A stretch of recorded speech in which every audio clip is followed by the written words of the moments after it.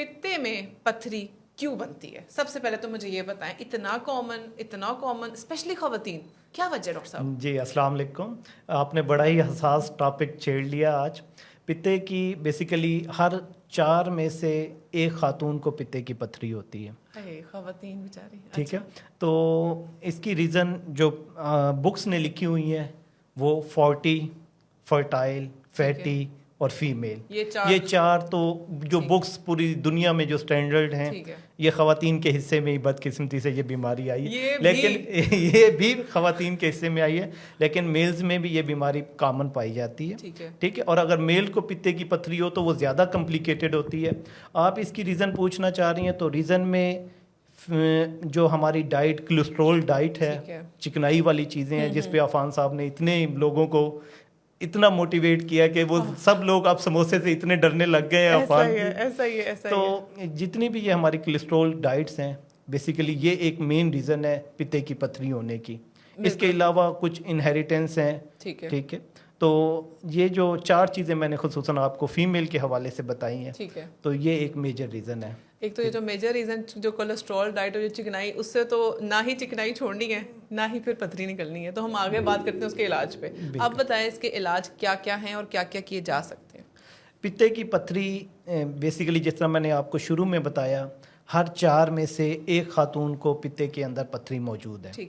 ठीक है, तो जिसको पित्ते की पथरी की सिम्टम आ जाएं, अलामात आ जाएं, इसकी अलामात क्या होती हैं? ख़वातीन मैदे की तेज़ाबियत के साथ यूजुअली प्रेजेंट होती हैं। उसके साथ वो कहती हैं कि मेरे दाईं पसलियों के अंदर दर्द है, दाएं शोल्डर के अंदर, कंधे के अंदर मेरा दर्द जाता है, मुझे हर टाइम कमज़ोरी रहती है, मैं खाना खा लेती हूँ तो मुझे तेज़ाबियत का शिकार, खट्टे डिकार आते हैं और मुझे बदहज़मी की शिकायत रहती है। और वेग एब्डोमिनल पेन, यानी कि वो हर टाइम कहीं ना कहीं अपने शोहरों को तकलीफ बताती रहती हैं कि मेरे पिंडे किधर न किधर दर्द है। सही शोहर हज़रात, उनको अल्ट्रासाउंड करवाएं। अगला स्टेप अल्ट्रासाउंड, अगला स्टेप क्या होगा? जब भी ऐसी कोई अलामत आए तो एपीडी हमारे यहाँ कॉमन है, लेकिन एक अल्ट्रासाउंड करवाना चीप तरीन इन्वेस्टिगेशन है, कहीं से भी हो सकती है, लेकिन अच्छी जगह से स्टैंडर्ड आप अल्ट्रासाउंड करवाएं। ठीक है, मैं एक चीज़ ऐड करूँगी अल्ट्रासाउंड के बारे में, खाली पेट। जी बिल्कुल, खाली पेट सबसे बेहतर है, सुबह जाकर करा लें। सुबह निहार मुंह आप एक अल्ट्रासाउंड करवाएं। अल्ट्रासाउंड के अंदर वो आपको क्लियर कट बता देंगे, ठीक है, कि गाल ब्लैडर फुली डिस्टेंडेड होना चाहिए, ताकि वो अकास्टिक शेडो, एक टर्मिनोलॉजीज है जो रेडियोलॉजिस्ट आप बेहतर बता सकती हैं कि कैसे अल्ट्रासाउंड होता है और उसकी क्या क्या फाइंडिंग होती है। बस आपने खाली पेट जाना है, बाकी रेडियोलॉजिस्ट बता देगा कि पथरी है। अच्छा, अब पथरी निकल आई, अब बताएं कि इसका सर्जरी इलाज है या कोई हकीमी नुस्खे, या आप कोई दम शम कर दें बस ठीक हो जाए, पड़ी रहे, बड़ी होने दें, कुछ ये भी तो चीज़ें चलती है ना। हम हकीमों को कभी नहीं रोक सकते, उन्होंने हर जगह पे टांग अड़ानी है, वो हर चीज़ का उनके पास एक इलाज है। लेकिन अगर as a transplant surgeon, as a hepatobiliary surgeon आप मुझसे ये सवाल पूछ रही हैं, इफ़ पित्ते की पथरी सिम्टोमेटिक हो जाए और एक पेशेंट को सिम्टम आ जाए, अलामात आनी शुरू हो गई हैं, तो वो फिर उसका इलाज सिर्फ ऑपरेशन है और सिर्फ ऑपरेशन है। पथरी बन गई तो ऑपरेशन, बात ही खत्म। अब ऑपरेशन की किस किस तरह के ऑपरेशन आए हुए? पहले इसका जो ऑपरेशन होता था वो वही रवायती ओपन मेथड होता था, वो 2000 तक पाकिस्तान में भी मोस्ट कॉमन चलता रहा है। चीरा लगाते थे, 8-10 टांके लगते थे और पेशेंट हफ्तों उस दर्द के अंदर रहा करता होता था, चीरे का दर्द और खिंचाव का दर्द। अभी इतनी ज़्यादा लेप्रोस्कोपिक आम हो चुकी है, तो गोल्ड स्टैंडर्ड भी लेप्रोस्कोपिक कोलिसिस्टेक्टमी है।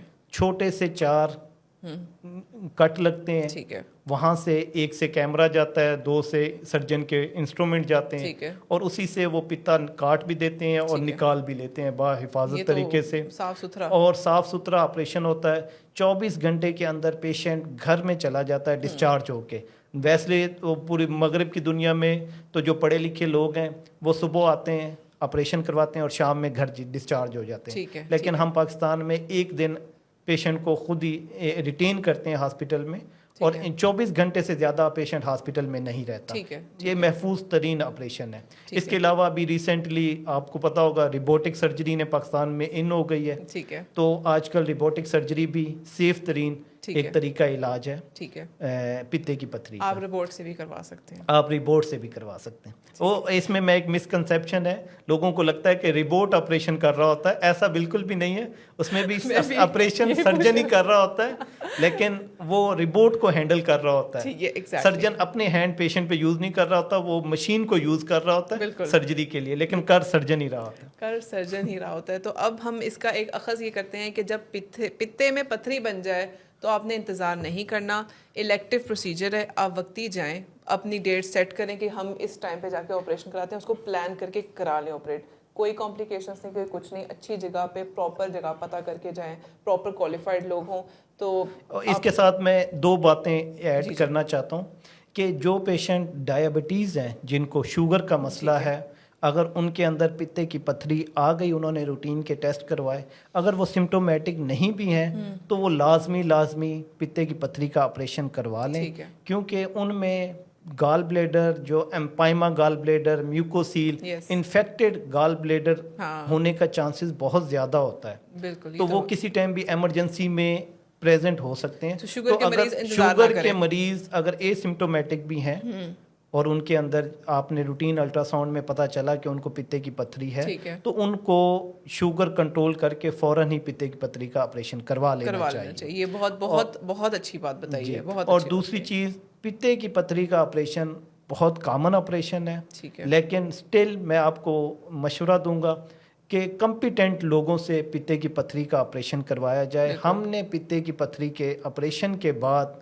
लोगों को ट्रांसप्लांट होते हुए भी देखा है उसकी कॉम्प्लिकेशन की वजह से, और मौत के मुंह में जाते हुए भी देखा है कि वो खून की नालियां, बाइल डक्ट सारी क्लिप कर देते हैं जो अनस्किल्ड पर्सन होते हैं। नो डाउट ठीक है, स्किल्ड हैंड्स में करें तो ये सारी कॉम्प्लिकेशंस अवॉइड हो जाएगी। और वो बदकिस्मती उसमें दूसरी चीज़ ये होती है कि एक उनसे गलती हो जाती है तो वो गलती छुपाने के लिए खुद ही दोबारा से उस ऑपरेशन को दोबारा करते हैं और वो गलती पे गलती करते जाते हैं। अगर कोई ये सर्जरी के अंदर कॉम्प्लिकेशन, ये पूरी दुनिया के अंदर रिकमेंडेड है, मॉर्बिडिटी, मॉर्टेलिटी सर्जरी का हिस्सा है। अगर कोई ट्रेनी, कोई अनट्रेन्ड सर्जन या कोई अर्ली जो सर्जन ट्रेन हो रहा है या प्रोफेशनल मेरे जैसे से भी अगर पित्ते की पथरी के दौरान कोली करते हुए सीबीडी इंजरी हो जाती है, अगर वो खुद कॉम्पिटेंट है तो फिर भी उसे कॉल फॉर हेल्प करनी चाहिए और उसे खुद से उसको दोबारा डील नहीं करना चाहिए।